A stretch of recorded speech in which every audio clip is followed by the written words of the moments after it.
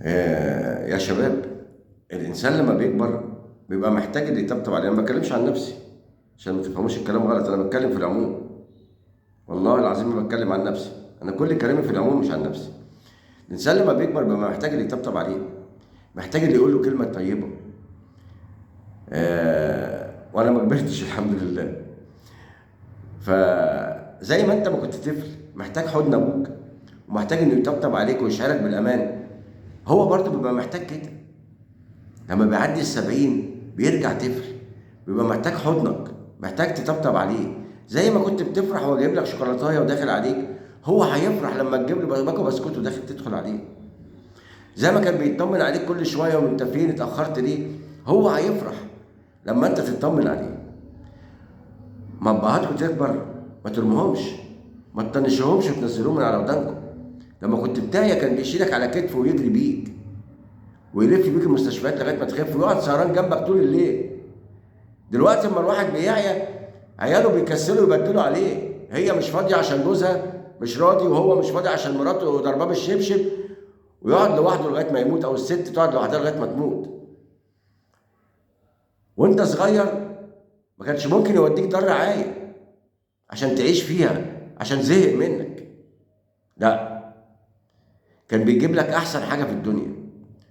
فما يكبر ما توديهوش دار رعايه عشان انت مش راجل ومش قادر تحكم بيتك ومراتك مش عايزاه، او انت يا بنتي جوزك قليل الاصل ومش عايزه. ما ينفعش. لو انت متضايق ان هو بيعمل حمام على نفسه، ما انت كنت بتعمل حمام على نفسك. كل حاجه هو بيعملها كنت انت بتعملها وانت صغير، وكان مستحملك ومستحمل قرفك. يبقى لما يكبر ارميه؟ يا راجل ده احنا بنسمع حكايات ان واحده ميته بقى لها 3 اشهر في الشقه ومحدش بيسال فيها. ايه ده؟ فين بر الوالدين اللي هيدخلكوا الجنه؟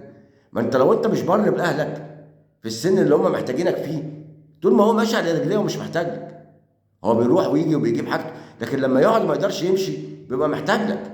عشان كده بقول لك الانسان لما بيكبر وبيعدي ال70 دموعه بتبقى قريبه زي الطفل، لان هو محتاج حنان، محتاج عطف، محتاج ايد تطبطب عليه، مش محتاج عيال جحده ترميه. فهموا البنوة صح. هو عمل كل ما في وسعه عشان يسعدك، يمكن ما جابلكش كل حاجة بس جاب لك كل اللي يقدر عليه، كان بيحرم نفسه عشانك. فما يكبر ما ترميهوش، ما تطنشهوش، ما تقربش منه. ما كانش بيقرف منك وهو بيمسح لك ريالتك، ما كانش بيقرف منك وانت بترجع الاكل. يا اخي ارحموا من في الارض يرحمكم من في السماء.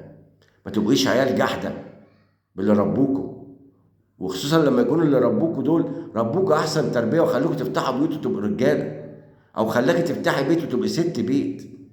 ابوك وامك ليهم حق عليك، لو ما رعيتوش مش هتلاقي اللي يراعيك.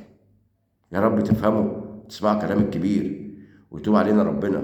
والله والعيال ده الى الان الحمد لله انا ماشي على رجلي ومش محتاج لحد، وعيال اللهم لك الحمد والشكر في ظهري، عشان ما حدش يفكر ان انا بتكلم عن نفسي، انا بتكلم في العموم. والله يتوب علينا ربنا.